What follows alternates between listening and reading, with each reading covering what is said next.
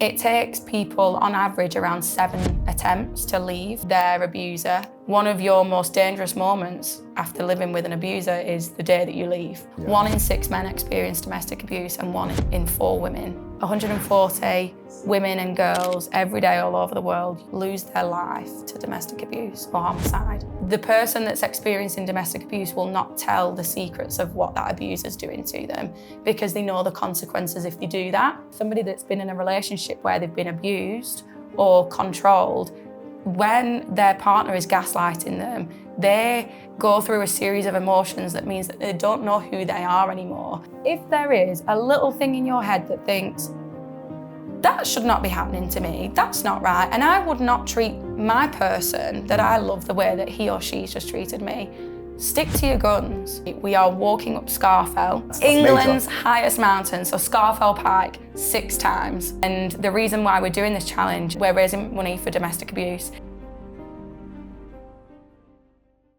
What is happening, beautiful people? This is the Empowered Human Podcast. This podcast is part of Empowered Human Tribe. Some journeys change your life. This is one of them. From the 15th to the 22nd of November, we are going to India. We're going to Varkala for Empowered Wellness Escape, designed for people who have been carrying a lot. To find out more, head over to empoweredhumantribe.co.uk. And big love to our sponsor, Life Lab Supplement. They produce high quality wellness supplements and help other brands build their own. Check them out at lifelabsupplement.com. Before we dive in, go ahead and subscribe, leave a rating, and share this podcast with someone you love. Now, take a deep breath. Open your mind and let's dive in. All right, welcome to the podcast. Thank you. So I'm going to get straight into it. For those meeting you for the first time, who are you and what drives you to do what you do today? So, hi, I am Libby, real name Elizabeth, okay. But only if you're a priest or the police, don't go by Elizabeth. What's your fake name then? Just Libby. I live my life with an alias, it's fine. Yeah. I'm Libby. I work as head of business development at a company called Red Rose Recovery. Yeah. And what drives me to do what I do? Yeah. That's an open question. What do I do? Well, what do you do? What do I do? Yeah. Work. Okay. Do you mean work? Work, life, yeah. Work, life. So in life, I love to do things that excite me, make me feel good, make me feel happy, give out the love. I'm super energetic, so I always have to do something where I'm moving my body. Yeah. And every year I set myself a challenge to do something for a charitable cause, whether that's an organisation or whether it's a person in need. My mum, bless her, she just gets shafted in. Mum, you're doing this challenge, and it just is what it is. Yeah, I love that. So every year for about 10 years, I think when you grow up, your values change. And I think especially when you have children, your values change. And I think you can always go through life going, I want the best for people, or you see loads of things on Facebook or advertising, this person's in need, they need help. And I do think that there's so much value in if you can give something out of your whole year to something or someone, you walk with a little bit of broader shoulders, knowing that you've done your bit, rather than scrolling past all of these people that, because you can't do everything for everybody, but if you know that every year you've done something for somebody, you feel like you're doing something better. And I think I'm a bit of an empath, and that just feeds my empath monitor. So that's life. I just love giving back, love doing things for people. And then in work, I've recently joined a place called Red Rose Recovery. So we are something called a LERO, so Lived Experience Recovery Organisation. So I guess now my personal love of thinking that I'm helping people or things like that is now a little bit professional as well. So we work with the most disadvantaged people around Lancashire. So we work with people that are struggling with alcohol, drugs, homelessness, domestic abuse, veterans with very complex post-traumatic stress disorder. And then obviously mental health is a massive umbrella for lots of different things. And it's a huge part of what we do. Yeah. So 98% of the staff that work at Red Rose, including myself, have lived experience of something that we help with. That's our employment model. We think that the best people to work for our organisation is the people that have been through it. Yeah. Because when we put ourselves in front of people and we offer them help, for all the love and money in the world, I can turn around to you and say, I'll help you through that, but if I've not been through it, you're going to take everything that I say with it. Yeah. Whereas our employment model is, no, I've been through it, trust me. Yeah. It will get better and I will tell you what to do. So that trust element that Red Rose Recovery brings is just fantastic. I love that. So yeah, life and work, kind of, there's a bit of synergy between the two. I love that though. It sounds like you're living by your design. If you learn about human design, you know what I mean. But like essentially you're living in alignment with what you believe and how you see the world, and I think that's beautiful. Yeah. Okay, so you're doing a big challenge. So I've got 2 questions. Okay. Why? Tell me about the challenge itself. Yep. And also tell me about the reason why you're doing this challenge. Yep. So the challenge itself. So like I said, every year there's always something. Each year it seems to get worse, which is just crazy, because last year I was in tears going, I am never doing anything like this ever again. And this year, me and Mum and a team from Red Rose Recovery, we are walking up Scafell, England's highest mountain, 6 times. England, wait, don't just hair call. I know, yeah. That's England's major. highest mountain, so Scafell Pike, 6 times. I actually Googled it the other day and thought, is it actually possible? Google said no. Yeah, that's why you're on Google. Don't go on Google. Never, yeah. But let me just run the numbers with you, because I actually said, how long does it take the average person to walk up Scafell Pike? It said 3 to 4 hours. Cool. I've done it before. Yeah. We did it in about 2 hours 20. Perfect. Tick. But 3 to 4 hours times 6, we can get it done in 24 hours. Jeez. Nobody's done it. Yeah. We will do it. We will do it. Yeah, I can't even begin to imagine the amount of endurance and just that's a lot of work. Yeah. That's a lot of walking. There is a lot of walking. Yeah. And we've done something before the national peaks. Quite a few people in the world have done that. And that's 3 mountains in 24 hours. And I was still kind of a little bit like, at the end of that. So the thought of this is, yeah. Jeez. Yeah. But I'm super excited. I've been training so much. And you'll know, because you love exercise too, when you're putting your body towards something, you can do it, but it's your mind that gets you through it. Yes. And every single challenge that I've done over the last few years, it's always mind over matter. I know it's so cliche. But it's true though. But it is so true. Nothing else gets you up that mountain or through that task or whatever, except your mind at the end of it. Yeah. My body will give up, but my mind will definitely not give up, because I am some would call me stubborn, some would call me motivated. I call myself inspirational. Yeah. Yes, girl, get it. I'm here for it. I will get up that mountain 6 times, even if my mum needs to drag me up or I need to drag her up. Yeah. No, the reason that I keep mentioning my mum is because she is just my little sidekick. She's just honestly my absolute everything. And the reason why we're doing this challenge is because we're raising money for domestic abuse. It's one of the most complex things I think that I have ever known about or experienced. Complex? There's no story that fits another person's story with domestic abuse. There's no amount of person that can turn around and say, well, you'll be fine because you've left now, or, well, it must have stopped now because you've left. The complexities are, what people don't understand is certain things like one of your most dangerous moments after living with an abuser is the day that you leave, because that's when the abuse tends to spike.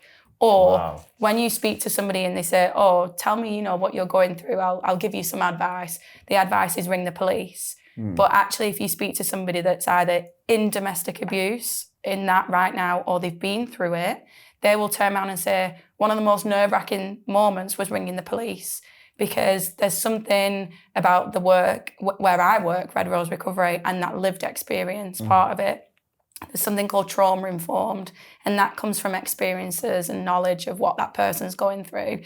And if I was to turn around now and say, I'm getting 100 calls a day, I need to stop it, what would you tell me to do to stop a call ringing? block it. Block it, yeah. Don't, yeah. Block it so that person can't ring you. But one of the things with domestic abuse is you stop that person from calling you. The reason why they want to call you is to know where you are, to know what you're doing, to make sure that they've got that control. It's control and it's coercion. If you stop that person from calling you by blocking them, they're then going to take a different route to get to you. Oh. So that route then probably goes up a notch. Yeah.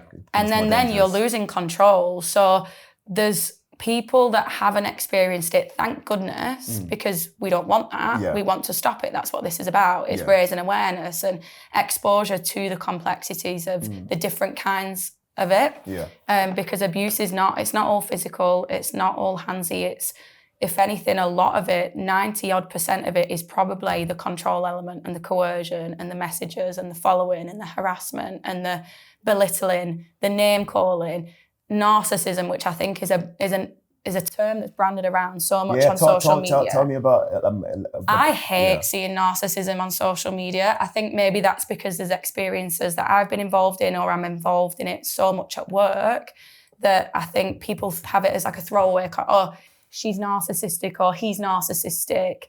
No, you need to understand the term, or gaslighting. Somebody that's been in a relationship where they've been abused or controlled, when their partner is gaslighting them, they go through a series of emotions that means that they don't know who they are anymore. Wow. Because they've always been told by that person that they love, no, that's not right. It didn't happen like that.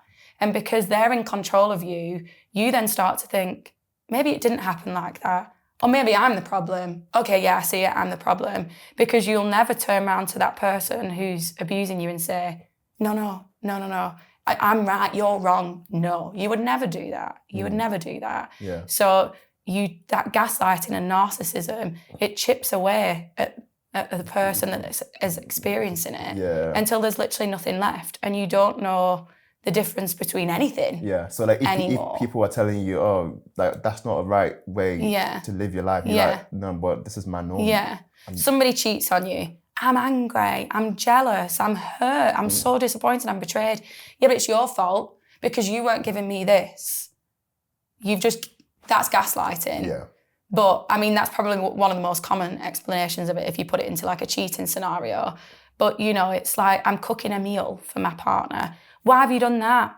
Well, because it's healthy. Well, I want to be healthy. Yeah, but you said to me a minute ago that you want to be, I still want flavour. Do you know, there's just so many things and complexities around words that I think they're thrown around. And when it comes to people that we work with a lot and they are, true victims of domestic abuse, people need to understand the kind of terminology that they're using because they're really heavy words. Yeah. And domestic abuse doesn't always come in the form of physical abuse. That's why it's called abuse and not domestic violence. Yeah. Because it's a lot of emotional abuse as well. Talk to me about like signs to look out for. Let's say you've got a friend that you might suspect or not suspect that they're going through something or going through abuse. What are the signs to look out for? I think the first thing is you see a completely different side of your friend. So, for example, I'm super outgoing. Like, I'm always the loudest one in the room. I love the sound of my own voice. I love being at the centre of every conversation just because I love it. Yeah, I absolutely love it. You should be the host. Yeah, let's roll to reversal. But I love it. I love that. But then putting myself in this question, for example, is I'd walk in that little bit smaller or a little bit quieter and you'd notice straight away because I'm the loudest person in the room. Libby wasn't herself today. So then you wait for the next time and it's usually worse the next time. But what I will tell you, you're not yourself today, Lib. Is anything wrong? No, I'm fine. I'm just a little bit tired. Tired is a word that masks loaded everything. Yeah.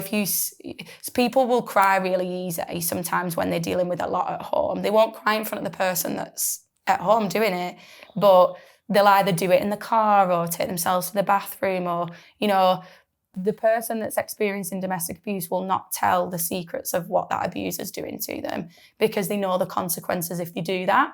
So they'll start to hide all their secrets and then they become secretive and then you become a liar because if you tell the truth, again, you get the consequence or you don't want to make out that you're living in this really bad situation because what will your family think of you? Yeah. What will your friends think of you? And I think something that we hear a lot is, and this is something that's quite concerning that people do straight away as soon as they find out that someone's been through something. Why didn't you leave? Yeah. Why didn't you leave? It takes people on average around 7 attempts to leave 7. their abuser. 7 attempts. Something that we hear all the time. Why didn't you leave? I'll tell you why. If you were to go on a date now and that person that you had a really lovely time with, I mean lovely, you were laughing the whole time, smiling, you went for drinks afterwards and you thought, by the end of it, I can't wait to go on this again. But then just as you're getting in the taxi, he or she either hits you in the face, calls you a nasty word or a hurtful comment, you'd go home, wouldn't you? And would you ever date that person again? No. No. So your abuser would not do that at the start. There's 6 months of love. There's 9 months of love, 10 years of love. Do you know, people don't always abuse all the time. It's like, it's seasonal or whatever. Do you know, like that's not the right word to use, but it's not all the time. And something that we hear is he or she did it once and I forgave them. So that the next time that he or she did it, I couldn't not forgive them because it wasn't as bad as the time before, or I'd forgiven them for the thing that they did before, so now I have to forgive them again because otherwise they'll ask me why I forgave them the first time and not the second time. Wow. So there's just this constant repetition of bad behaviour that the victim you just become accustomed to it. You become accustomed to it. Yeah. Because, and then you got, this is my fault. This is my fault. I'm gaslighting myself. This is my fault. I caused this. Because I forgave them. I shouldn't have done that. And you're just in this cycle. Yeah. And then sometimes then when you forgive, there's like a pattern that it will then get worse. So that pattern gets worse and they start being a little bit more angry, a little bit more shouty. The words that they call you are horrific, degrading. You know, you wouldn't say to anybody in this world that's done the most awful thing in the world, you would not say some of the things that we hear said to some of our victims. And their abuse will physically get worse. So then you have to start hiding a little bit more because the marks that they're making on you is worse than before. So then you take yourself away from family, friends. Do you want to go out for coffee? No, I'm really tired. Yeah. But in my head, no, that's because I'm sat next to someone that's covered in bruises. Of course they're not going to go out for coffee because they don't want to tell anyone the truth. And then the more that they're hiding themselves away from what they used to love, the more their abuser is seeing that they're sticking up for their behaviour and they're more in control because they've completely taken away their circle of love and life and friendship and family. Yeah. They've put them on the periphery of their own life and they put themselves in a box and they're now watching everybody else who they used to enjoy life with from the side so hurt and they don't know a way out. And picking up the phone and asking for help just seems like the worst thing in the world. Because who's going to understand why someone did that illegal thing to them and they stuck up for them? So when you go, hi, Mr. Policeman, or hi, Mrs. Policewoman, this has happened to me. And you start to doubt that anyone's going to believe what you're saying because their first thing that they say to you is, well, why did you stay? That is not what authorities should be saying. And that's a really special thing about the place where I work now. This lived experience part of Red Rose Recovery is we will never ask you that question. Come and sit down with us who have been through it and we'll tell you exactly why you stayed. We're not enabling the things that you've enabled, if that double negative works. But we're sitting with you and going, we understand and we're going to give you so many different options now. And we have a saying with some of the people that we work with and it's meet you where you're at. I love that. And it just means that if all I've got to give to you today is just one scenario that hurt and I cried just for 10 minutes, but we walked out the door, I've got that off my chest, but I'm not ready to give you 6 years worth of it in one conversation. So who's to tell me that I've got to go through domestic abuse therapy and, you know, I get given 6 free sessions. I can't cram 10 years into 6 free sessions. Or couple some of the things that happen as a result of domestic abuse, that loss of self, loss of identity, looking in the mirror and only seeing the bad things that that person said to you, that person that you thought you loved and they loved you.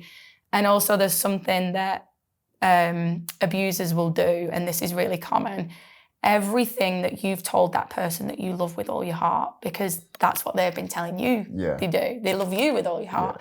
So every vulnerability in your life, you know, I don't like my nose, I don't like my hair today, do I look a bit fat? Oh, that mark on my leg, it just gets me down, do you know, when I'm on a beach, or that, they're your vulnerabilities. So one day your abuser will turn around and go, aha, I know what really makes him tick, or I know what really makes her tick. I know what she or he hates about themselves, so I'm going to use it. So everything that you struggle with anyway will just be so beaten down, either verbally more often or physically, until you start looking at yourself and think, what am I going to do? Yeah. No one else wants me. And how am I ever going to engage in this kind of love with anybody else now because of what I'm experiencing? Yeah. So people will choose to stay in that fight or flight way of living because it's all you've known for so long. Yeah. And it's scary that putting yourself in a safe place makes you feel more vulnerable. Yeah. So the reason why I'm doing this scaling Scafell 6 times in 24 hours is not the metaphorical, you know, I'm climbing the mountain, I've got it, I'll do it. It's to build fundraising capacity so that we can work with people that are going through domestic abuse and tell them your story, although it's never going to be the same as anybody else's, because that's what we know about domestic abuse. They're all very complex and individual.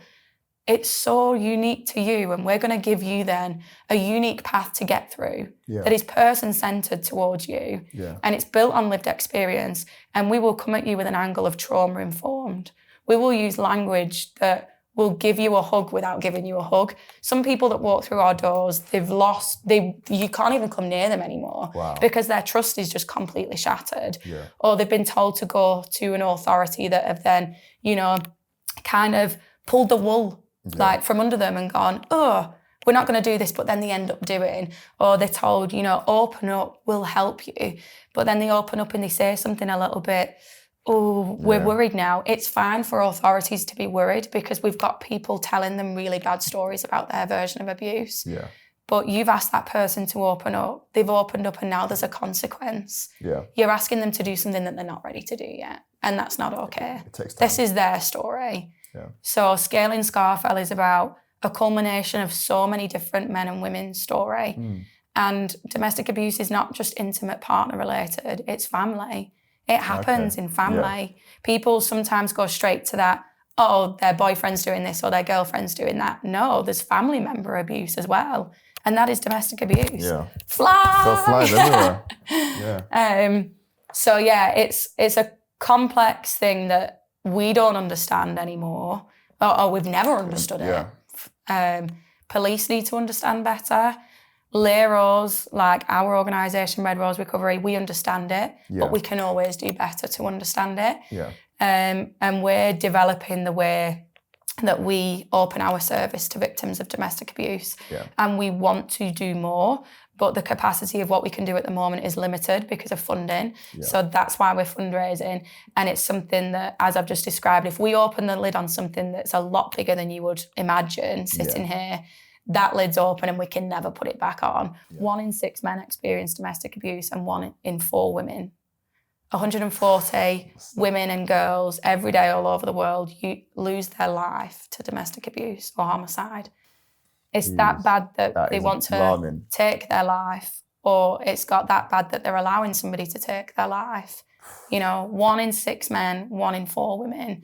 So it's huge. It's major, It's huge. And there's certain things about what we're doing where, you know, corporate world, business world, we all work. We have to work.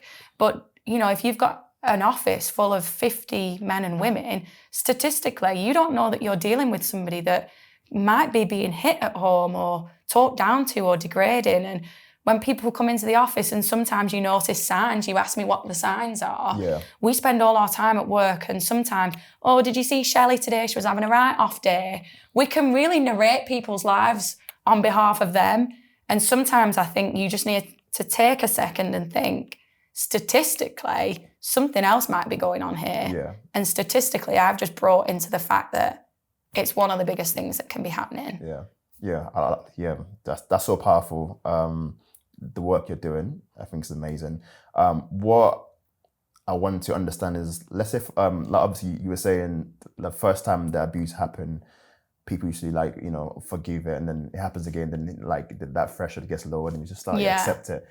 how do you stop that, like, in the first instance that happens? Oh. And that, like, how do you, because it's hard to then know, like, if it's going to happen again, isn't it? Yeah. I think this is why people need to understand domestic abuse as a term, to understand what they think is right or wrong in a relationship. Sometimes people go into relationships and love can just mask everything, can't it? And we hear this term, rose-tinted goggles. I think it's lovely to be in love. You know, I've got a little boy. I want him to be in love. But I think we all, as people and individuals now, and this is why talking about it is so important, we cannot be blinded by love. There's always a certain part of us that this is me and this is who I am. And I might give you 90% now, but I'm never going to give you that last 10%. That's at no detriment to you or detriment to myself. It's protective. And I think it's all right. I would hate it if somebody was listening to this and turn around and go, she's never going to give her full self to anybody. No, I will. I'll give you 90% of myself. But that 10% will always be for me now to protect myself. I think people need to be a little bit more guarded with themselves, because what I believe of domestic abuse is you can sometimes think that you trust somebody with your whole world and all your vulnerabilities, and sometimes it shatters and, you know, it's really hard. Hopefully people don't go through that, but statistically you are going to go through that. So when you do, you need to remember that you need to keep that little bit back for yourself, so that when something bad happens, i.e. you get physically harmed or somebody talks down to you a way that you think, well, if somebody spoke to my mum like that, what would I do? If somebody spoke to my sibling like that, my friend or my children, what would I do? It's so easy when you're in a relationship, not an abusive relationship, any relationship, you can't see the wood for the trees because you're just blinded by love and feelings. But there's a certain aspect to yourself that I would urge everybody to just keep that little bit of a bird's eye view. And that's your view. And you look at yourself, you take yourself out of that box and think, that's just happened.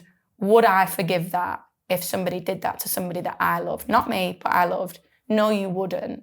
So what are you going to do to make that decision on your own? So there's nothing, to answer your question, there's nothing that you can do to stop that happening if it's already happened. But if I can tell everybody to be more aware of domestic abuse and say, keep that little bit left for yourself. More awareness. Be more aware of yourself and hold yourself a little bit more gently. It's nice to keep a little bit for yourself, isn't it? Yeah, absolutely. Yeah. Because you are your own human before you enter that relationship in the first place. And I feel like it's sometimes people do lose that in a relationship. It's like you almost like lose who you are as an individual. So I think it's important to also keep that, which the 10%, keeping that to yourself is very important. Yeah. As a parent sometimes as well, when you have children, that kind of stereotypical thing that you're told is, oh, it's all going to change now. It's not about you. What I know of the last 6 years is this life is very much still about me. Because if I am not okay, my child is not okay. I'm not saying that to be like, my feelings come first or, you know, his feelings don't come first. This is not a measurement of who wins. There's no level. I cannot look after my dependently aged child if I am not okay. I'm a massive believer in filling your own cup. I think filling others, because like if your cup isn't full, how can you pour into other people's? No. So yeah, I'm totally for that. If you're a family or friend of someone that you suspect might be going through, you know, a domestic abuse, how can you help and how can you foster an environment for them to open up? So what I would say is, because I'm quite aware of it now, what I would say is don't use any wording, you know, are you being abused? Are you being this? Why is he speaking to you like me? Do you know, just be really soft and gentle and say, you know, hi, you weren't yourself today. I'm always here for you. What we learn at Red Rose Recovery about domestic abuse victims is we have to meet them where we're at.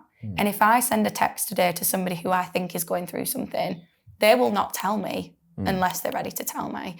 But if I can just put myself, hiya, it was really nice to see you today, but I noticed you weren't yourself. If it was too much with everyone being there and you just want to grab a coffee, just me and you, let's do it.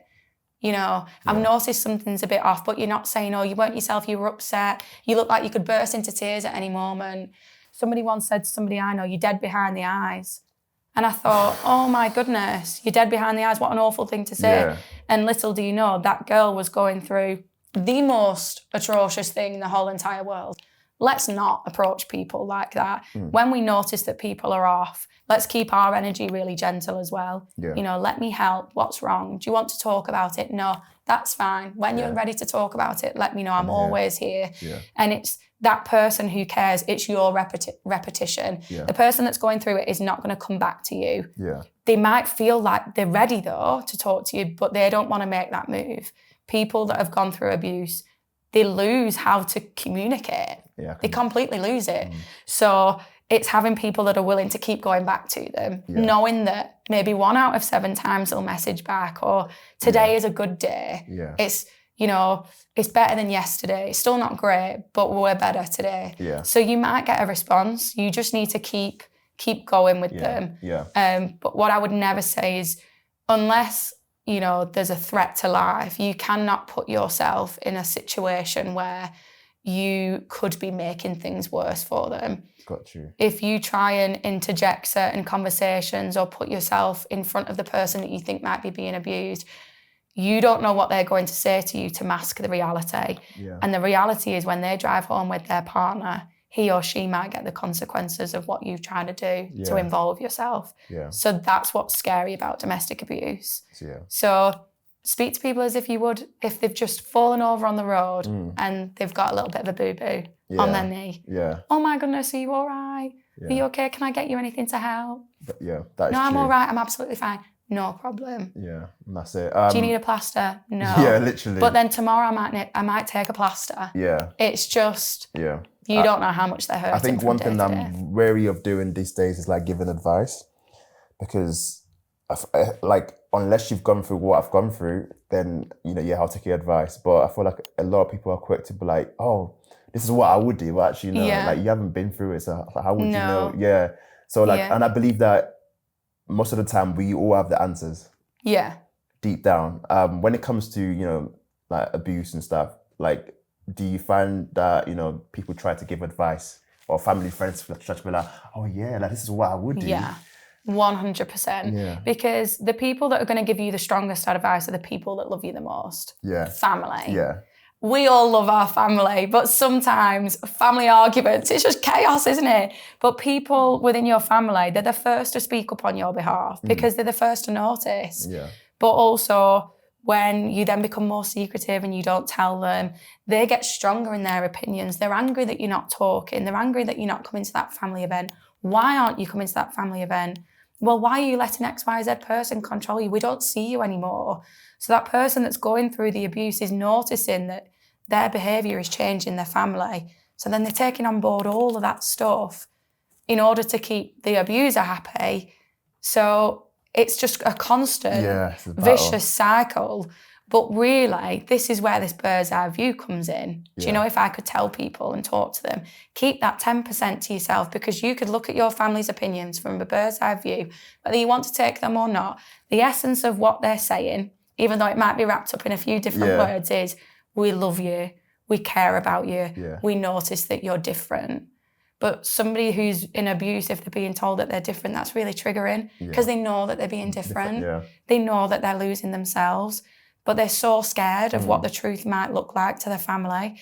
And if their family is acting like this now and they don't know the truth, what are they going to do when they do know the truth? Is it all going to get worse?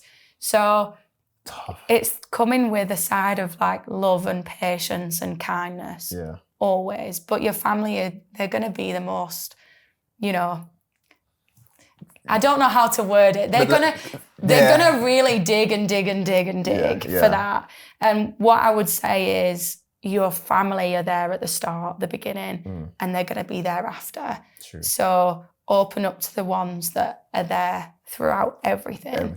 But do it in your bite-sized chunks.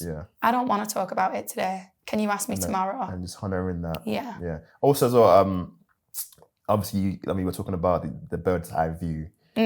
Like, how do you do that? Like, obviously, like in my mind, I'm thinking, in my way of doing it might be like down on the right in a journal or reflecting on what just happened. Like, how do you do the bird's eye view activity.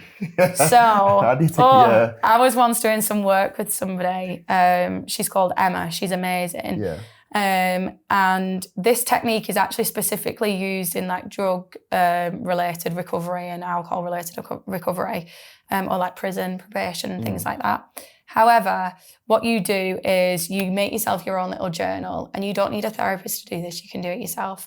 And you can write down a certain moment that's happened to you. And on the left-hand side, you think, this is like my check yourself side. On the right-hand side, it's how you think that the situation should have gone. But on the left-hand side, it's like what you resent about that situation, what's making you angry about it, and who's involved, and why are they involved. And then you do your own kind of like defect version. Is this, I need to check myself before I really think about what's just happened. And it just means that when you journal it like that, if you think that you need to go and confront somebody about what's just happened, you've really got all the facts nailed down first. Yeah. You've got the receipts. Yeah, you know, like, I don't know, this is just a really silly example, but if my mum turned around to me and said, why are you wearing that? I'd wear that if I was you. Ooh, right, I'm going to write it down. On the right. Why am I pissed off? I'm pissed off because I think that what I've just turned up in looks awful. Why does she have to say it like that? Yeah. But then the left-hand side is, me and my mum are going to this event and it's really cool, and she wants me to look the best that I'm going to look today. And maybe the red one does look better than the black one. Maybe I should be open up to, and she's my mum, so if anybody can say it the way that she's going to say it, it's going to be her. Yeah. But then on the right-hand side, I'm going to go, Mum, I appreciate you always, but when you're commenting on things that I'm wearing, can you just be a bit more mindful of? So I've tackled a few things there. Number one, I've checked myself. Yeah. That's my mum. Yeah. She's going to talk to me like that. Number two, I've made it evident that I don't always want her to talk to me like that, because it kind of like makes me feel a little bit less confident about my outfit choices. Number three, I can go into this all right because I've checked myself. Yeah. And like, that's a really silly example. But when big things are going on in your head, and God, when you need to make decisions, and bringing it back to the domestic abuse thing, if you've got so many decisions that you need to make, it's wild. Your nervous system's going crazy. You're shaking. You're living in fight or flight. There's so much that you keep in your head.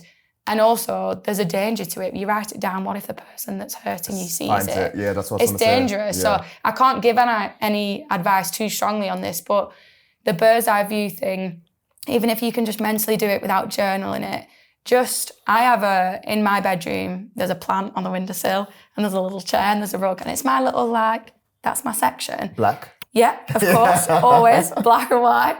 But that's my little section. Yeah.